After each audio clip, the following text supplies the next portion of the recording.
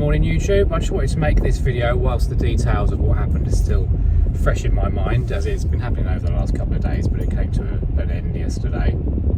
So I'll just give a little bit of a backstory on what the situation was. So I was looking to fund a investment for an investor, and the deal was the purchase price of the property was £300,000. The refurb and the fees were going to be an additional £100,000.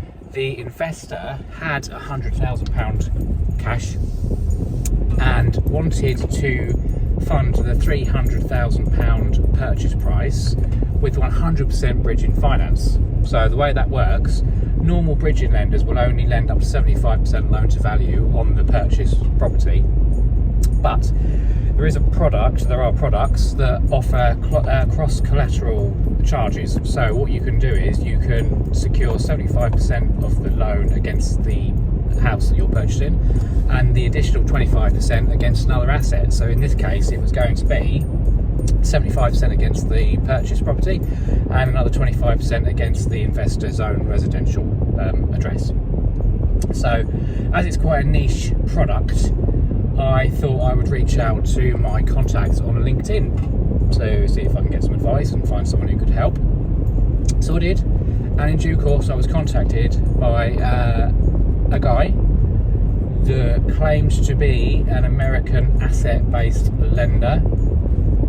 On the face of it, it all looked genuine until the questions started and the requests started. So the guy had requested a number of documents from the investor which would have contained personal sensitive data, so things like mortgage statements, bank statements, and that kind of set alarm bells off. And I thought, actually I need to check this a little bit closer. I imagined LinkedIn with its verifications to be a bit more of a safe space than you would say some other social media platforms, but I was wrong. So I checked out this guy. One of the red flags was it was a new profile. It had only been set up in June and we're in July now, so it's probably 6 weeks old tops. In the profile page, the details of the profile, the email address was in a different name. So I think the guy was called Lee and the email address was to a Jordan. So I don't quite know why anyone would do that. I did search the company that he was claiming to work for or claiming to own in America, and there was no details of it at all. He only ever insisted on speaking via email. He wouldn't pick up a video call or even a phone call, and he claimed that was because of the time difference, because obviously in America and this is the UK, so there was a time difference. And there was no wide website to the company either, so that was another red flag. Now, some of those things don't necessarily mean that it's a scam. It could just genuinely be a new founded company, perhaps a sole investor.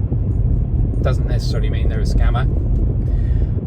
But the things you need to check for, you need to be checking the company details are correct. So you will be asking for the company number if it's in the UK.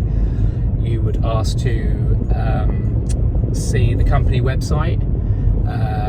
You would expect an email address to be from the company. So in this particular case, it was the Gmail email account, so that was another red flag. Always use your own solicitor. Do not be persuaded to use who they recommend. Always take independent legal advice and never pay any fees up front. That's a major red flag, as it would be for anything. So just putting it out there, has anybody else had any experiences like this? Please let me know in the comments, and I'll see you soon.